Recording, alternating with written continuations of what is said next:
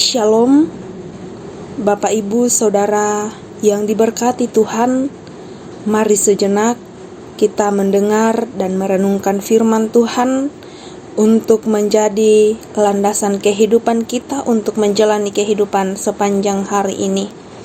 Sebelum kita mendengar dan merenungkan firman Tuhan, mari kita satu dalam doa, kita berdoa.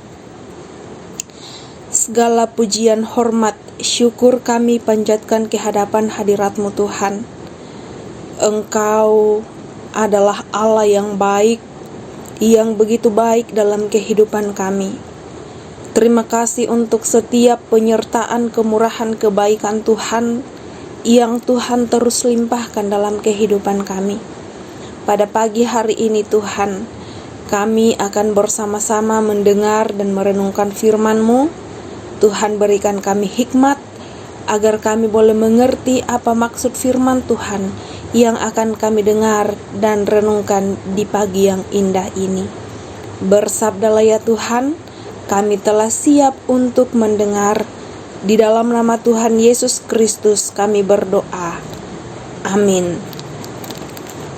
Pembacaan kita dari Yesaya pasal 53 ayat 10 sampai ayat 12.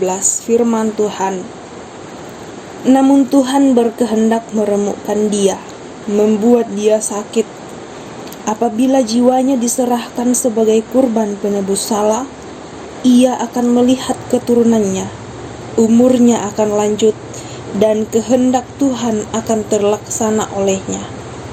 Sesudah kesusahan jiwanya, ia akan melihat terang dan menjadi puas. Oleh pengetahuannya, hambaku orang benar itu akan membenarkan banyak orang dari kejahatan mereka dipikulnya. Sebab itu, aku akan membagikan kepadanya rampasan di antara orang-orang besar, dan ia akan membagikan jarahan bersama orang-orang kuat, karena ia telah menyerahkan nyawanya ke dalam maut, juga karena ia terhitung di antara pemberontak. Padahal ia menanggung dosa banyak orang dan berdoa untuk pemberontak-pemberontak. Amin. Pokok perenungan kita pada hari ini adalah demi penebusan. Bapak, Ibu, Saudara, dosa telah merasuk ke dalam seluruh kehidupan manusia, bahkan seluruh ciptaan. Penderitaan demi penderitaan akibat dosa sungguh mengerikan. Allah telah berulang bertindak untuk menyelamatkan manusia dan ciptaan yang lain. Mulai dari memanggil Abraham untuk mengkhususkan suatu bangsa baginya, dan di dalam perjanjian lama banyak mengisahkan tentang kurban-kurban termasuk kurban penebus salah. Nampaknya tak ada yang dapat menjadi tebusan sekali untuk selama-lamanya. Dosa tak dapat ditolak. Dosa terus bekerja dalam hidup manusia, bahkan semakin menjadi-jadi. Karena itu, Tuhan berbicara kepada dunia melalui anak tunggalnya yang menjadi kurban penebus salah sekali untuk selama-lamanya. Derita yang tiada tara harus ditanggung oleh Yesus. Itu bukan keinginannya sendiri, bahkan berdoa sekiranya cawan itu lalu daripadanya. Sepenuhnya atas kehendak Tuhan yang meremukkan dan membuat kesakitan. Nyawanya diserahkan sebagai penebus salah supaya ada pengampunan.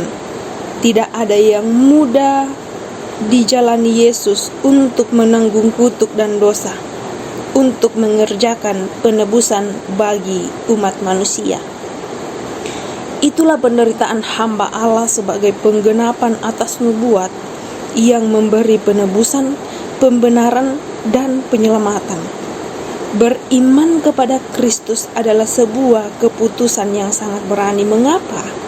Karena sudah jelas akan ada penderitaan yang dialami dan dilalui tapi masih setia dalam keputusan yang beriman kepada Kristus. Mengapa? Karena dalam derita yang penuh ada janji bahwa sesudah kesudahan jiwanya ia akan melihat terang dan menjadi puas. Penderitaan hamba Allah menunjukkan kepada orang percaya betapa dosa telah memporak-porandakan kehidupan manusia, bahkan seluruh ciptaan. Tidak ada lagi harapan, bahkan sampai Allah menyatakan menyesal telah menciptakan manusia di Kejadian pasal 6 ayat 6. Penderitaan hamba Allah menyerap seluruh keberdosaan manusia agar terjadi pembenaran. Sebab itu hanya di dalam Tuhan Yesus Kristus ada jaminan keselamatan. Amin. Mari kita kembali satu dalam doa, kita berdoa. Firman-Mu telah kami dengarkan pada pagi yang indah ini Tuhan.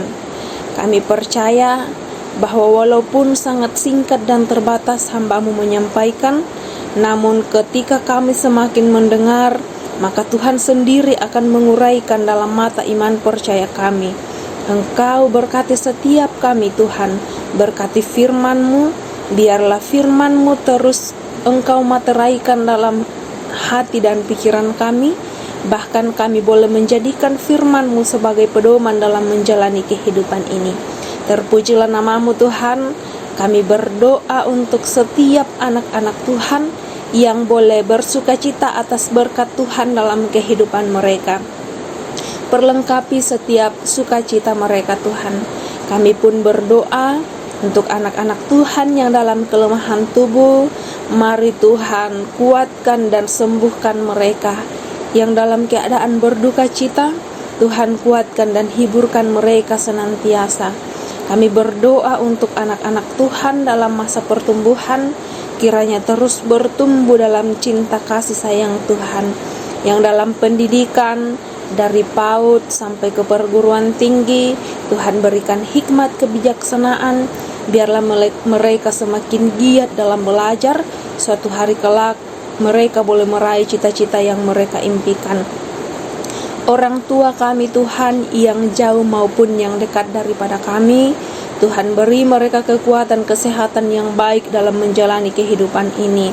Kami berdoa untuk orang tua kami yang menjalani usia indah anugerah Tuhan. Terus nyatakan pemeliharaan Tuhan dalam kehidupan mereka. Berkati segenap majelis gereja dalam mengangkat tugas dan pelayanan, pengurus-pengurus OIG, juga para pekerja gereja dalam mengangkat tugas dan tanggung jawab mereka. Biarlah diangkat dengan penuh sukacita. Semuanya itu hanya untuk kemuliaan bagi nama Tuhan. Pada hari ini Tuhan, kami akan melanjutkan kehidupan kami. Kami akan mengangkat segala tugas, aktivitas, dan tanggung jawab kami. Naungi kami dengan sayap kasih-Mu Tuhan. Engkau tahu Tuhan keberadaan hidup kami, harapan-harapan kami, pergumulan hidup kami, segala usaha rencana pekerjaan kami. Kami tetap serahkan hanya ke dalam tangan Tuhan. Lindungi kami dalam menjalani kehidupan sepanjang hari ini Tuhan. Ini kami anak-anak-Mu. Di dalam nama Tuhan Yesus Kristus kami berdoa dan mengucap syukur. Amin. Selamat menjalani kehidupan sepanjang hari ini. Tuhan Yesus menolong dan memberkati kita semua. Shalom.